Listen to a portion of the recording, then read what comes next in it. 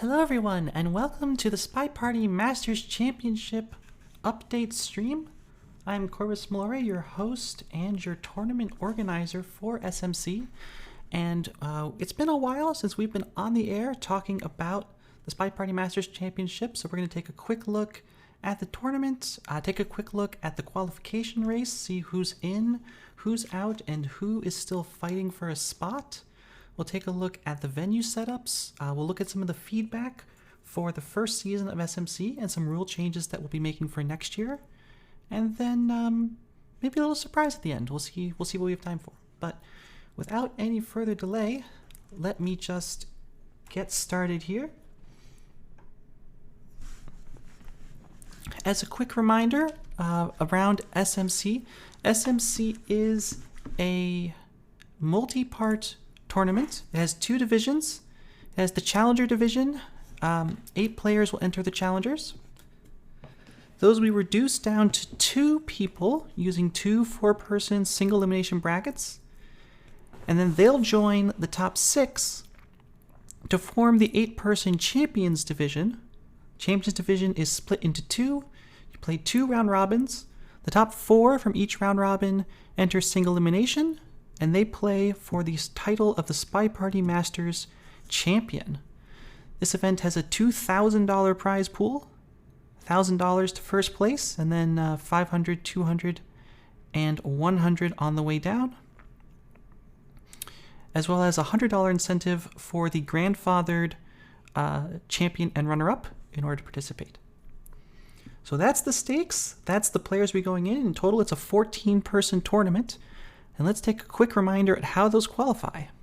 So the top 2 from the previous tournament. Now, of course, this is the first season of SMC, so there will be no previous SMC champion. As a result, Lazy Bear and Warning Track have been grandfathered in since they were the top 2 in SCL 6, most recent kind of tournament of this scale. You can also qualify by finishing first in a premier event. That would be the Winter Cup and the Summer Cup. Then there's a bunch of slots allocated to people who have performed well in tournaments over the course of the year. Those are the master rank point slots. There's 8 of those. 1 person gets in from having the highest SpyParty ranked score. And then there's 1 wildcard slot, which could be anybody. It's just selected based on things that player has done this year. The top 6 enter the Champions division, and the bottom 8 enter the Challengers. Now, that means we have 14 total slots, and a number of players have already qualified. Now, I'm going to remind everybody in chat, everybody watching the VOD, that these are the people who may have qualified. That does not necessarily mean that they've chosen to accept the invitation. Players, of course, can choose to participate or not. And whether they choose to participate or not is considered private up until the final list is released. This is to avoid people trying to game the bracket or game their seed or anything like that. All right, so let's take a look at that qualification track. So at the top here, we have 8 players who have already mathematically qualified for SMC. They're already guaranteed a slot, regardless of what happens in the remainder of Summer Cup, regardless of what happens in Swiss, regardless of who accepts or who declines. All of these players are guaranteed a spot if they choose to take it. So those players up here at the top, of course, hopefully everyone recognizes these. These are Lazy Bear, Warning Track, Rav, Opie Wrights, Lagorv Janine, C-Rams, Mini York, and Puff K. So all those players will be in SMC. Lazy Bear, Warning Track, and Rav are mathematically guaranteed to be in the Champions division. And then Opie Wrights, Lagorv, C-Rams, Mini York, and Puff K. Some of those may qualify for Champions. I think Puff K is probably eliminated from Champions. I think everyone else here may have a shot. Not sure about Lagorv, but everyone else here definitely has a shot at Champions if they continue to do well. Okay, then we have the next 5 players here. The next 5 players are still in control of their destiny. So if they win, they can secure a slot all on their own. And that would be Screwloose, Adafayesh, Martini, Screwloose, and Nebula. That is Adafayesh with the generic Discord symbol. It's not me. It's not anyone else. that has that is Adafayesh. So let's take a look at what these players have to do to actually make it an SMC. And a lot of it has to do with their master rank points. So master rank points are what you earn for getting good places in tournaments.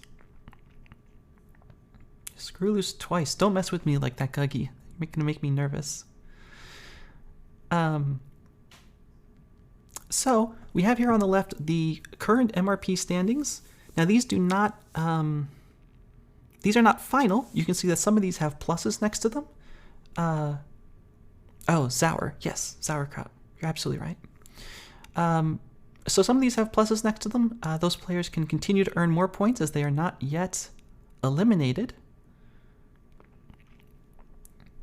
Now you can see here, Mini York, of course, huge numbers, and a chance to advance even further with a win in the quarterfinals, which I think will be happening very soon.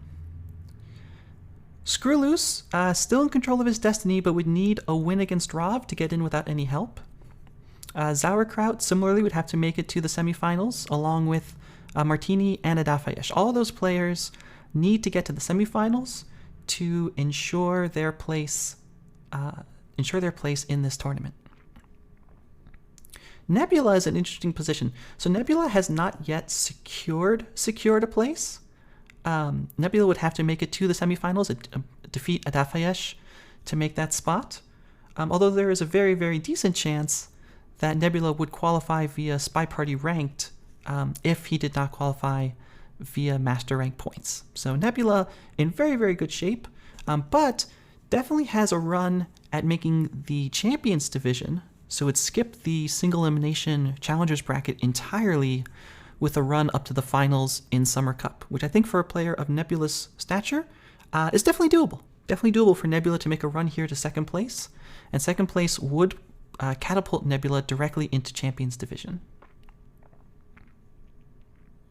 C-Rams also in a very strong position. If C-Rams can make it past Mini York in the quarterfinals, has a chance to pick up some more points. Probably not enough to surpass Mini York unless C-Rams is able to take third in the bronze match, or of course take second or first in Summer Cup, which would involve getting past Rav. No easy feat there. Rav, by the way, has not lost a competitive SpyParty match that I could find in over 250 days. So tough roads for all of these players, but still very doable. All right, now let's take a look at the players who need a little bit of help. So we have here Grosh, Lev, and Scout. So these players are all set up to have a fairly reasonable chance of making it into SMC. It's very doable for all these players, but they're not entirely in charge of their own destiny. Lev has 1,000 MRPs, if you look back over here. So currently in 10th place, would qualify, I believe, if Mini wins the quarterfinal against C-Rams, would also qualify if Rav wins the quarterfinals against Screw Loose. Also has a chance to get in on tiebreaks. So if Adafayesh or Martini come in 4th, they would have 1,000 MRPs, exactly tied with Lev, and Lev would have a chance to try to get in ahead on tiebreaks. The full tiebreak rules are in the SMC Comprehensive Rules document. I think they're about 2,000 words long, so I don't recommend reading them, but they are there if you would like to peruse. Lev would probably also get in if there's a single player who declines an invitation. All right, then we have Screw Loose. So Screw Loose right now exactly tied in points with Grosh. Would need to defeat Rav, be Rav's first competitive SpyParty defeat in well over half a year, in order to ensure a slot. Screw Loose, if Screw Loose does not take that, if Screw Loose stays tied at 823.29, and neither Grosh nor Screw Loose find any MRPs at the upcoming Swiss event, then it would come down to tiebreaks between those two players. I have not run the tiebreaks because they're very complicated. but either of those players has a chance of getting in. I think they just flat out need someone above them to decline the invitation, and then they have to win the tiebreak. So not an easy path by any means, but still possible. All right, and going back to our list of qualifiers, we have Scout down here at the bottom. So Scout is not in the running for qualifying via MRPs. They are nowhere on this list, but they are very much in the running for qualifying from SpyParty Ranked. So as a reminder, SpyParty Ranked is a ELO-like system that counts all ranked SpyParty games, including those in Swiss events. At the top of the rating board is Miniorg, who is already qualified. Obiorites and Rav are both still very much up the top of the board there. Nebula, with a huge 1533 and 12 Swiss events, is absolutely dominating the SP rank standings. However, Nebula has a decent chance of getting in just via MRPs. And so if Nebula does not get in via MRPs, he's almost certain to qualify via ranked, given how far ahead he is of everywhere else. But if he does qualify via MRPs, it would pass down the list. That would take us to Koopa and Sauerkraut. Both of these players have pretty high ratings, 1495 and 1463, but neither one have completed 5 complete Swiss events, which per the SMC rules is a requirement for qualifying via SP ranked. So that would take us down the list to Scout with a rating of 1457. They would be next in line to qualify. Dels, David W., and Iterbijum are all within striking distance of Scout, and so could go on a little bit of a ranked tear here in the final weeks of the season. Surpassing Scout is absolutely possible. That would be kind of a down-to-the-wire finish on ranked. The final rank standings will be cut at the moment when the final game ends on the Summer Cup Finals cast. So that will be when the season officially ends. That will be the end of the Summer Cup, and that's when the rank standings will finally be checked. There will also be a ranked reset going into next season, but we'll talk about that later. So those are your qualifiers. We have, 16 people on this screen right here. 14 of them will likely qualify. Of course, we could have invitation declines. We could have surprise breakthroughs in ranked. All of that is possible, but these are the people that are qualified in the hunt and need a little bit of help. And of course, just a little note down there, if any of this is wrong, then it doesn't count. The stuff that counts is correct. Okay, so that is it for the qualifiers. Now let's talk about the tournament a little bit. So as a reminder, the tournament is 2 4-person single eliminations, then 2 round robins, and then finally a 4-person single elimination bracket. Most of the matches are best of 16, so first to 9, and all of the venue layouts are on the SMC wiki.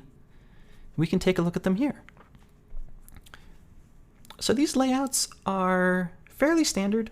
I don't think there's anything here that's going to look super weird. We have 4 of 8 aquarium, 2 of 3 balcony, 4 of 8 ballroom, 3 of 7 courtyard, 4 of 8 gallery, 3 of 6 microfilm or swap high rise, 5 of 8 library, 4 of 8 modern, 3 of 7 pub, 4 of 8 redwoods, 4 of 8 terrace, 4 of 8 Tayen, 3 of 7 terrace, and 5 of 8 veranda. Now, the venue setups were designed to have a nice variety. So we have a couple of 5 of 8s, we have a couple of 3 of X's, we have, of course, 2 of 3. However, there have been some adjustments to what might be considered the competitive meta standard for these venues. Now, nothing too weird, nothing too drastic. There's no Tayen 2 of 4, there's no aquarium 3 of 6, there's no ballroom balcony 1 of 2, there's no library 4 of 8 even. No high-rise 4 of 8s. These are all fairly standard. However, they have been adjusted in some cases to make them just a little bit harder for the sniper. SMC, of course, is designed to attract the absolute top players in SpyParty, and as we have seen fairly consistently, the absolute top players in SpyParty tend to have a lot of sniper wins. Now, there's nothing wrong with having a lot of sniper wins. Sniper skill is fantastic, and you love to see it. But we're going to make it a little bit harder for those snipers. So if you look at some of these setups, aquarium up to 20 guests, ballroom up to 16 guests, and you can kind of go around and see places where they've been just nudged a little bit here or there. We're going to give the spies just a little bit more breathing room and see if it leads to any more interesting play. Now these venue setups, there will be a prop file posted pretty soon. The prop file is done. I just haven't gotten around to posting it before this stream. There will be a prop file. Now, as a reminder to anyone who might be considering playing in SMC, you should read the rules, the rules for players, not the comprehensive rules, but the rules for players. One thing to keep in mind, you should use the prop file. Any game which is started on a venue with the incorrect setup will be a sniper win, just flat out. There's none of this like, oh, if you start on the wrong setup, like you can restart the game. If the game finishes, it's considered to stand. If the next game starts, it's everyone playing in SMC is an adult, knows how the game works. If you play on the wrong settings, the spy loses, and that's just the end of it. So there's a prop file. There should be no need to worry about, oh, I'm sorry, SMC 2022 venue setups. Well, okay, this is for 2022. This is not for 2023. Thank you, Minioric. So yeah, if there's wrong settings, the sniper wins. Make sure to use the prop file. If you use the prop file, you won't have to worry about wrong settings. Okay, so that's kind of what's going on with SMC 2022. I'm super excited to see how the race finishes off. We have tons of fantastic players in this list. Of course, we still have the wildcard slot after all the other players are done. Yeah, thanks Martini for the idea on the setup rule. I think it makes a lot of sense for this tournament. I can understand other tournaments where maybe it makes less sense, but for this, I think it's just fantastic. All right, so now what we're going to do, we're going to go through, as promised, the feedback that was received on SMC 2022. So there was a feedback form. A bunch of people submitted their thoughts about what went well, about what didn't go well. This Google Doc will be pasted in Discord, so everyone can go and read it to their heart's content. But I'm going to summarize some of the most important points because I think it's really important to collect feedback from the community here and to think very critically about what should be changed. I have a bunch of other things that I've just come up with that I think people are going to need to change. Well, I'll have to change, I guess. But let's take a look and hit some of the highlights here. We're not going to go through all 6 pages of this. It's really just not worth it. You can read it at your leisure. Okay, so qualifying events. Qualifying events are one of the more important bits here around how the season itself runs. SCL was not included, still will not be included. The reason that SCL is not included is pretty much because SCL depends very much on prior performance, and SMC is designed to only look at performance during the current year.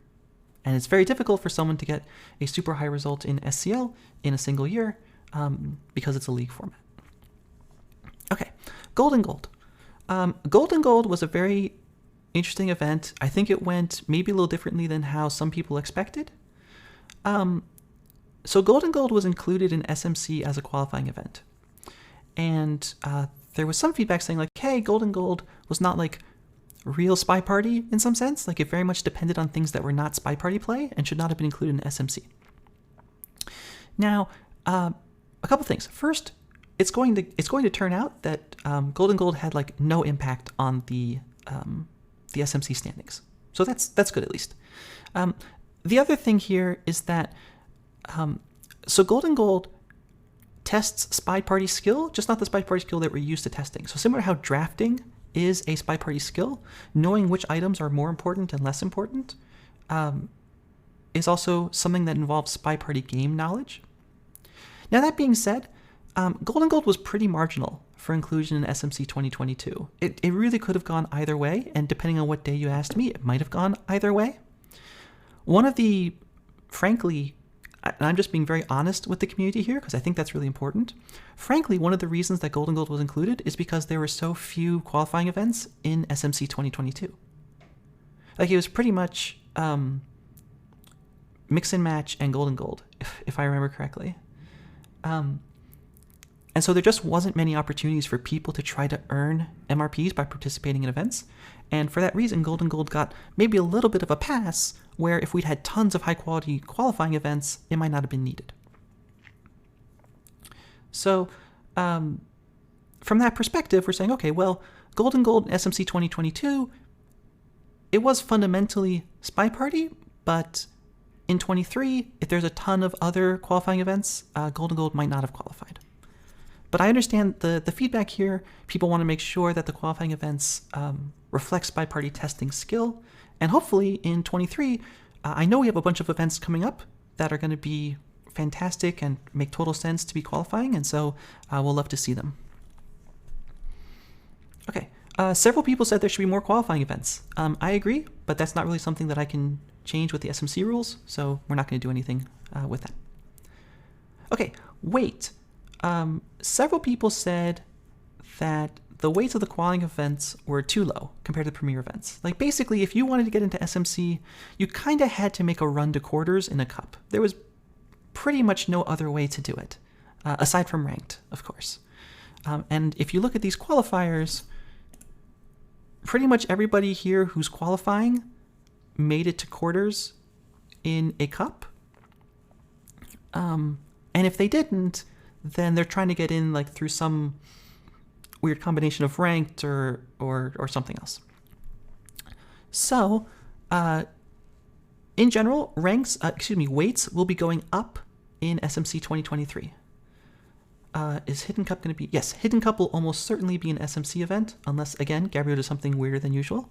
It will probably have a pretty high weight, actually, Hidden Cup. So weights in general will be going up. Swiss will be going from 2 to 8. Mix and match was 35 this year. Next year would probably be 50 or 60. In general, weights were kind of low this year just because, frankly, I didn't know how it would work. I didn't know how the weight system would play out.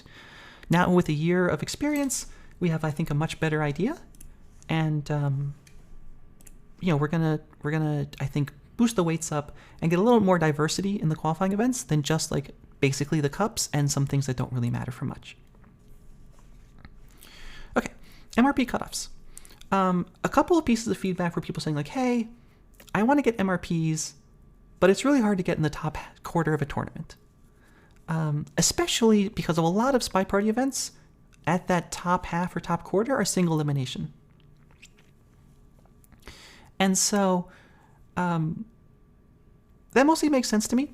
The thing that I want to avoid, I don't want people getting MRPs from just signing up for every tournament and not posting good performance, right? Like, I don't want you to feel like if you want to compete in MRPs, you have to sign up for every single event and try to grind, because some people are just signing up for everything, placing like in the bottom third and just accumulating tons of points.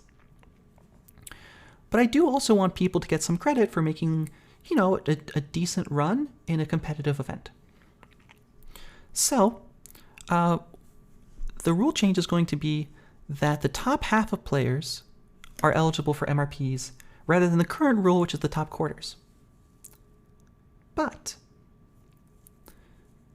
you're only going to actually get MRPs if you have a positive score in the event. So if you have more wins in matches than you have losses. So the exact text of the rule change, it's Rule 5.2 in the current rules. This is what's going to change. At most, 1/2 of players will be eligible to earn, and a player who's eligible will only receive MRPs if they have more match wins than match losses. Now, we may have some events that aren't really based around match wins and match losses because the community is always innovating on how tournament structure works. In those cases, so if you win 3 in your group, lose 1 set, and then lose in round of 24, You would not, Mini York, because you would be tied for 17th to 24th, and only the top 20 players would get would be eligible for MRPs. If you went out in the round of 16, you would get MRPs, but the round of 24 would be too low in that case. Now, in a 64-person tournament, if you went out in the round of 32, then you would be eligible to receive MRPs if you have a winning record. But getting a winning record and going out in the round of 32 basically means like you went 3-1 in groups and then you lost in round of 32. Yeah, the VOD for this will be on SpyParty Fans. So we'll see how this rule plays. This is all going to be experimentation, but I think this will allow players to get at least some credit for posting winning records in events. And in the end, that's kind of what I care about. If you on average won your matches, you should get something. Now, the amount of MRPs you get is going to be pretty low because you're in a pretty low place. So you're not going to get that many points, but you'll get some. And like I said, if we have some tournament structures that are not based around matches, then this language will be adjusted for that particular tournament. Okay. So this one, now talking about the SMC qualification process. So one person gave some feedback, which I think is like obviously correct. I don't know why I didn't think of it last year. It's definitely happening this year, which is that so the rule right now is that the Winter Cup winner and the Summer Cup winner qualify for SMC, full stop. Now, if the Summer Cup winner is already qualified, because either they're grandfathered or they were the Winter Cup winner, then the Summer Cup runner-up qualifies instead. And that could happen this year. It's very possible that Rav will win the Summer Cup. And if that happens, the Summer Cup runner-up, which if we look back here, would be Nebula, Adafayesh, Martini, or Sauerkraut, would take that automatic slot in Champions. And someone pointed out, like, hey, this is a little weird. Why is it the case that Summer Cup second place gets that slot, but Winter Cup second place does not, even though they both lost to the same player? And this is obviously correct. So this rule will be changing next year. Only the winner will auto-qualify. Second place will get a bunch of MRPs, and those MRPs will be a pretty big deal, but they're not going to get like that automatic slot.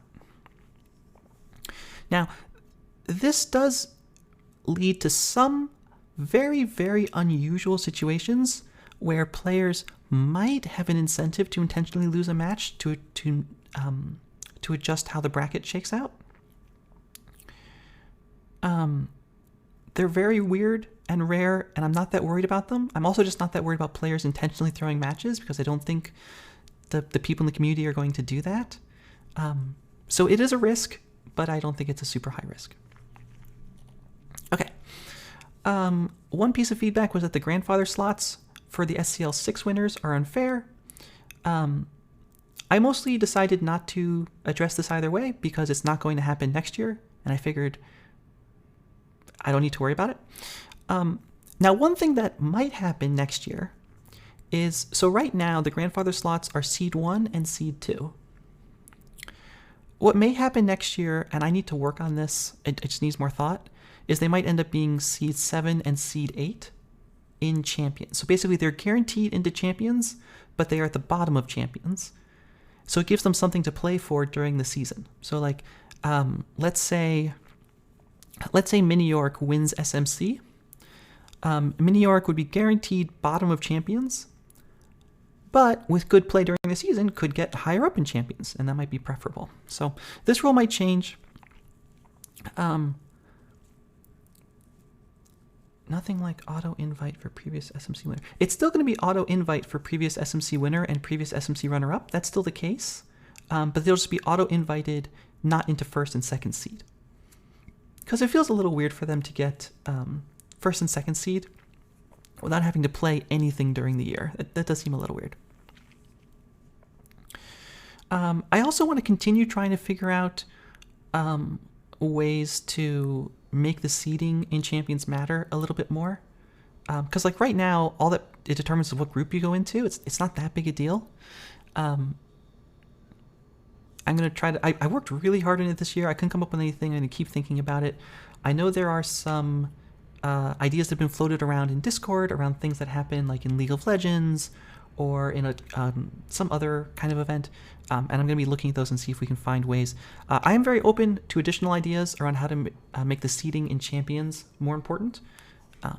So we'll see if we come up with anything. Okay. One piece of feedback was about how people promote from Challengers to Champion. This will be handled in the second round of feedback that has to do with the actual SMC tournament itself rather than the qualification season. So I'm not going to talk about it now. One person wasn't a big fan of Ranked. I understand. It's one slot. I'm going to keep it. Okay, Ranked. So just to be fair, there will be a lot of stuff here written about Ranked in the Swiss section. But just quickly on Ranked, one thing that was suggested, which initially I liked a lot, was that every SMC qualifying event should impact Ranked, basically. So like if you play in Winter Cup, all the Winter Cup matches should impact your SP rank score because, hey, they're competitive matches. The whole point of SP ranked is to measure your competitive success. Why would we not include them? Okay. This made a lot of sense when I first read it. And I actually had initially written here like, yes, obviously correct, we will do this. I've since changed my mind. And I'll explain why, because I think this is an interesting point. So there's two reasons. One is very technical, that not all events have their matches played out to completion, right? So in Swiss and Ranked this year, every set is played to completion. And that's actually really important for Ranked. I have a scenario here, like if someone wins a set 7-2, it's very reasonable for the other player to say like, hey, based on the circumstances, like this actually probably would have been like 8-4, 7-5 if we'd played out to completion because I had 2 sniper games left, or I had my venue pick left, or whatever. And Ranked cares about the margin of victory, so like that 7-2, like doesn't tell the whole story.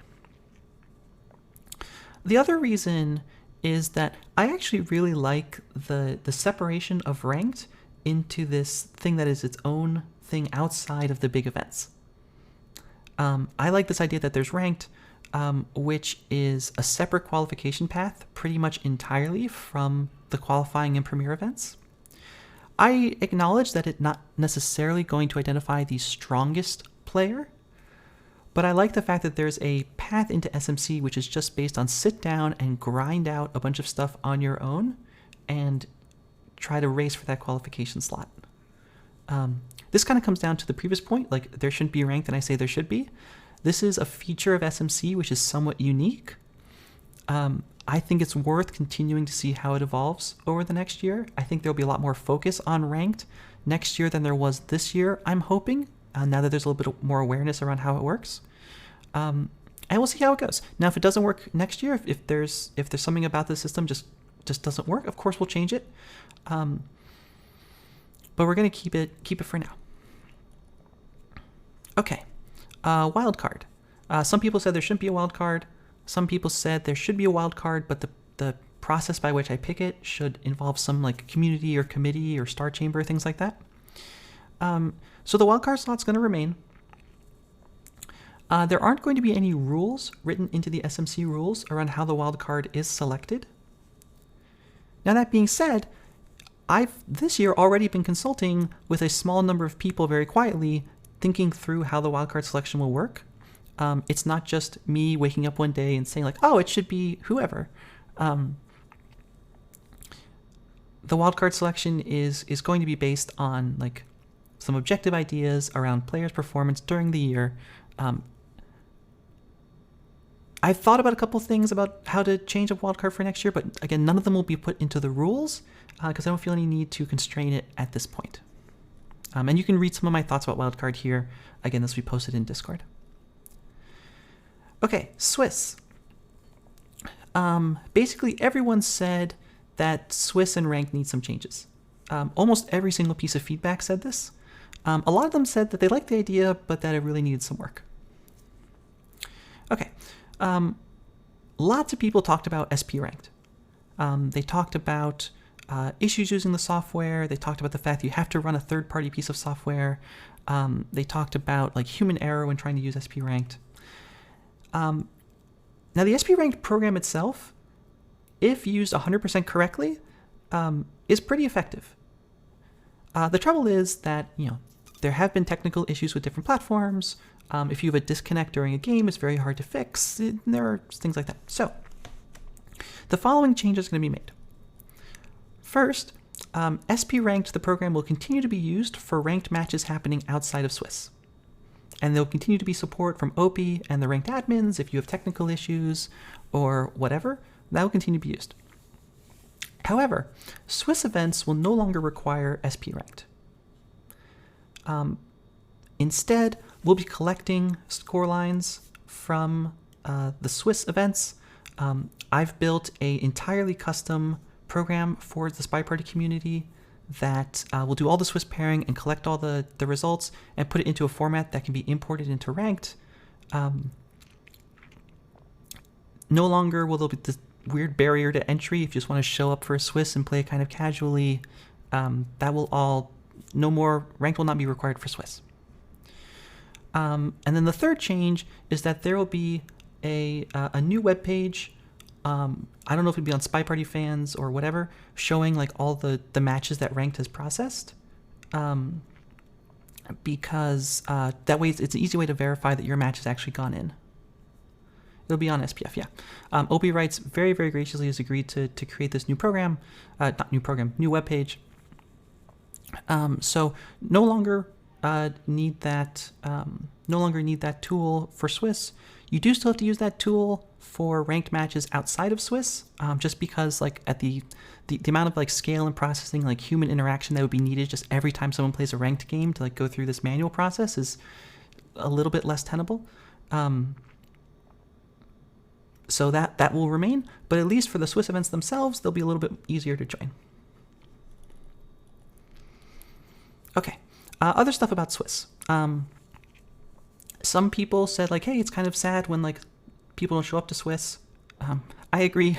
I'm sure that the Swiss TOs also agree. The Swiss TOs, by the way, have put in a tremendous amount of work into Swiss this year. I want to just take a second to thank them, to thank OP Writes, Scout, and Silverthorn, who've organized over 20 events this year that were live events. Like, I really can't think of any other like TO that's organized 20 live 2-hour events, 3-hour events. So huge thanks to them.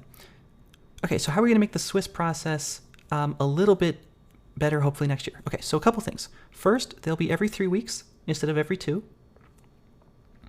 That'll just make them a little bit more exciting when they come around. Second, they're all going to be announced a week in advance, the time slot. So I know that sometimes Swiss is announced earlier, sometimes it's announced later. A lot of that had to do with TO availability, right? Because there had to be one of these 3 people there to run like a 3-hour event, and that's not always easy to do. So the third change is that Swiss can now be TO'd by community members. It does not have to be TO'd by one of the Swiss admins. So basically, when a Swiss is announced for a given time, there may be a Swiss admin who's coming who will TO it. If not, then we'll say, okay, and by the way, this event needs a TO. And someone can sign up to TO it. TOing Swiss is kind of like running crew battles. Anybody can do it. There'll be a short YouTube video, which doesn't exist yet, showing how to use Spot, which is the new Swiss pairing online tool. Someone will volunteer to do it. You can still play if you're TOing. Basically, your responsibility is to collect the scores, figure out who's playing each round, and post the pairings. And post the results into like Discord or whatever. So, and then if the time rolls around and no one has volunteered to TO, then the event will be canceled. But hopefully that doesn't happen. So there'll be a little bit more involvement from the community. The events will be a little bit more open. We've changed the tooling. We've moved away from Coronate, which was the old pairing platform, which had some issues. Hopefully this will be a better experience. Some Swiss events will have special themes. A bunch of people suggested this in the feedback, so we'll see exactly what those are. Not sure what they are yet, but they may be like weird setups, venue days. We'll see. We're also going to be changing the number of Swiss events required to qualify from 5 to 4, because there'll be fewer Swiss events because they're every 3 weeks. And so you only need to do 4. Okay, that's the main feedback. A couple other things here. Feedback on the wiki was generally positive, which I was happy to see. People seem mostly happy with the wiki. No one suggested any changes on the wiki. There is actually going to be one change coming next year. If you go to a player page, it'll have a list of all of their matches that are known to SMC. So you can search for like, oh, has this player ever played that player? Or like, well, mostly that. It's not going to be a full analysis platform like SpyParty Fans is. It's not designed to be an analysis platform, but it will be a data archival. So it's just like if you want to know about a player, you want to know what events they've played in and who they played against. If you're doing a cast and you want to know if these players have ever played before, all those things will be available on the wiki because, again, we have all the data. No reason not to expose it.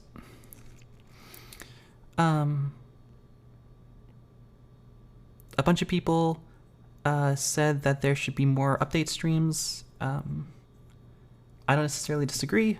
I didn't have a lot of updates to give during a lot of times during the season. If you are interested in making more update streams happen, I would love to work with you to make that happen and facilitate it. Just get in touch with me and we'll make it happen. That was all the feedback. Those are all the major changes that are anticipated for next year. Big thanks to everyone who submitted feedback. Without feedback, I can't really make useful changes. I thought that a lot of the feedback was very thoughtful, and a lot of changes have been made on the back of it, mostly to Swiss and SP ranked, but also to MRPs, also to the qualification route, everything here.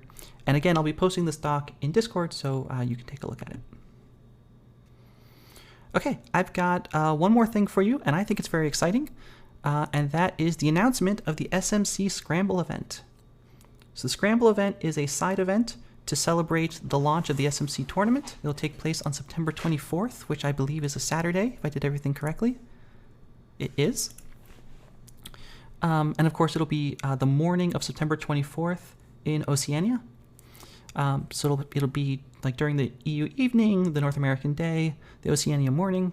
It'll be a 2-hour event, $100 prize for first place, and it will feature a bunch of unusual formats. This is where all my little pet setups of Tayen 204 and Aqua 3 of 6, no swap, no microfilm, and things like that will be coming in. I'm super excited about it. The rules and the venue layouts will be posted as we get closer to the Scramble.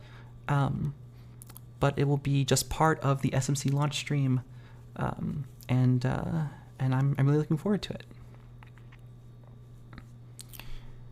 Okay, that's all the updates for today. Anybody can join the Scramble. Anybody can join the Scramble. It's open to all. Open to all, absolutely. The more people, the better.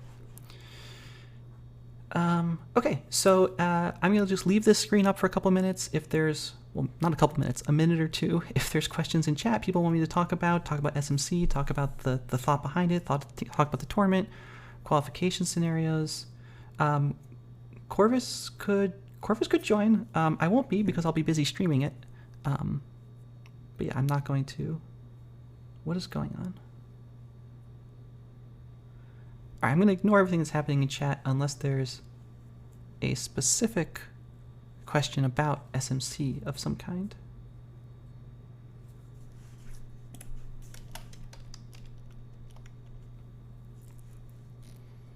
What if Corvus wins? If I win the Scramble, I get $100. That's what happens.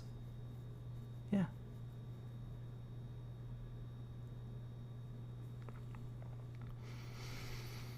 That's actually not a picture of me. That's a picture of a falcon. Corvids have very differently shaped heads. So the shape of the head on a corvid, like a crow or a raven, is much taller than on a falcon. The sniper is indeed shooting the statue, yes. Yeah, the logo was created by our very own Shimuni. Huge thanks to him for creating this. I think it's absolutely fantastic.